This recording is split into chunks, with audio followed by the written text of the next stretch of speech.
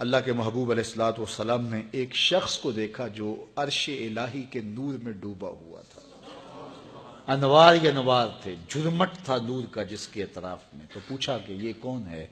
تو بتایا گیا یہ ماں باپ کا فرما بردار ہے. خوش نصیب ہیں وہ لوگ جو ماں باپ کی تکریم کرتے ہیں، ماں باپ کی عزت کرتے ہیں. میں نے کئی مرتبہ یہ بیان کیا ہے اور میں کئی مرتبہ بیان کروں گا.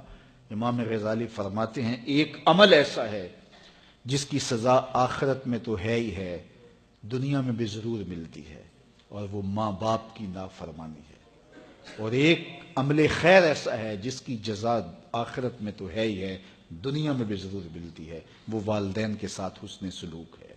نہیں تو نشان لگا لو شخص پہ جو ماں باپ کا با ادب ہے، اس کی پگڑی کا کلس آپ کبھی نیچا ہوتے نہیں دیکھیں گے.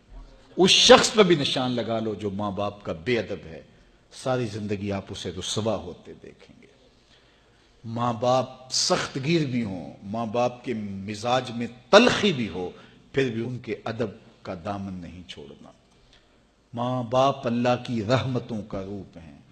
تو جنت اور عرش الہی پر نور میں ڈوبے ہوئے شخص کو اس صورت میں حضور نے دیکھا. اچھا، حضور نے بہت کچھ دیکھا، لوگوں کو عذابوں میں پھنسے ہوئے بھی دیکھا، لوگوں کو رحمتوں کے جھرمٹ میں بھی دیکھا، جنت کی بہاروں میں بھی دیکھا، وہاں محلات بھی دیکھے، حوروں کی ملکہ سے ملاقات بھی ہوئی. اس نے حضور سے تحفہ بھی مانگا تو کہا تجھے بلال دے دیا. نبیوں سے ملاقاتیں ہوئیں، فرشتوں سے ملاقاتیں ہوئیں، ہر کوئی مرحبا کہہ کے استقبال کرتا ہے، مسکراہٹیں بکھری ہیں. لیکن ایک فرشتے کو دیکھا کہ وہ کبھی ہنسا نہیں ہے. تو کہا جبریل یہ کون ہے؟ سارے تو ہنس ہنس کے خوش ہو کے عقیدتوں اور محبتوں کا اظہار کر رہے ہیں، لیکن اس کے چہرے پہ مسکراہٹ نہیں دیکھی میں نے. عرض کی یہ داروغہ جہنم ہے، اور جب سے اس نے جہنم کو دیکھا ہے اسے ہنسی آتی نہیں ہے.